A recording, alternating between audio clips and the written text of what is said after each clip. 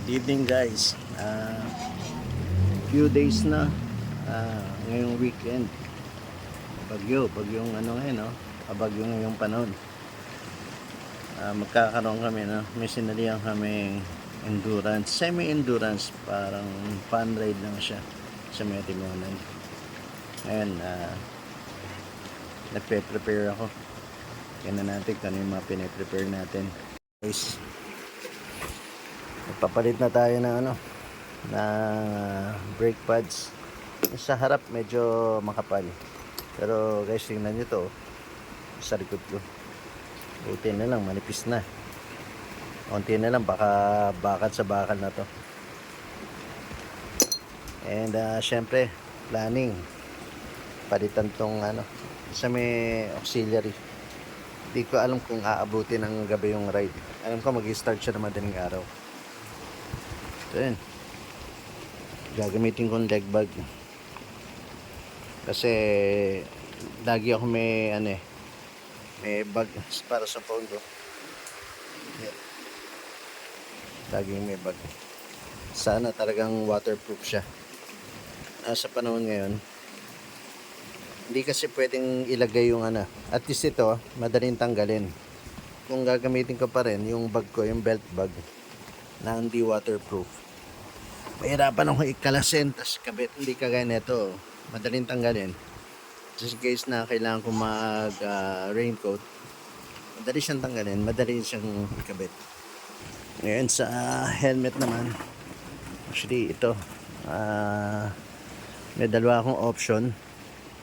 Tanggalin muna natin itong shoes, bagong shoes natin, hindi pa natin nagagamit.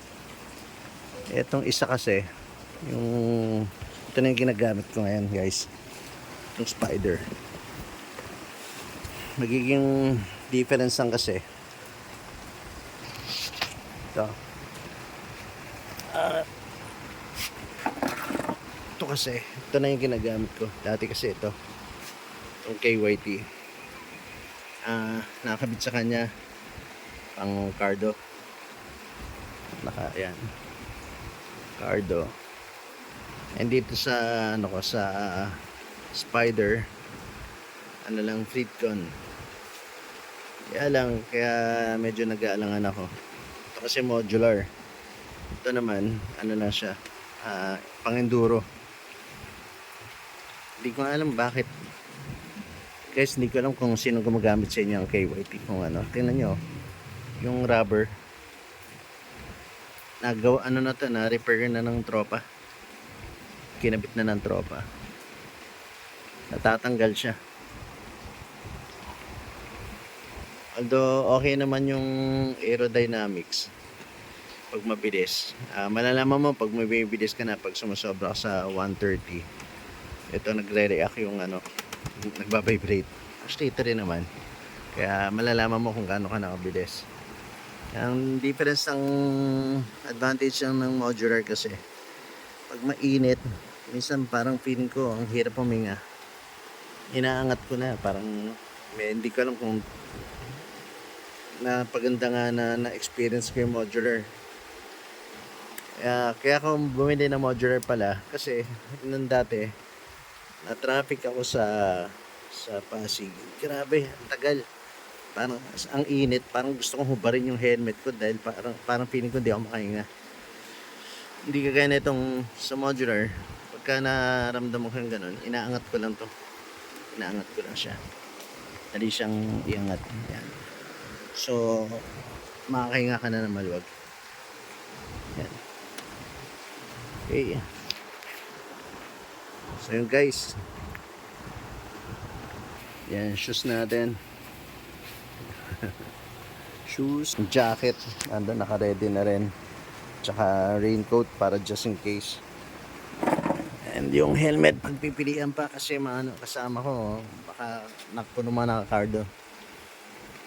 Sa Yukuza kasi, pinopromote ko yung Fleetcon para at least majority makabili.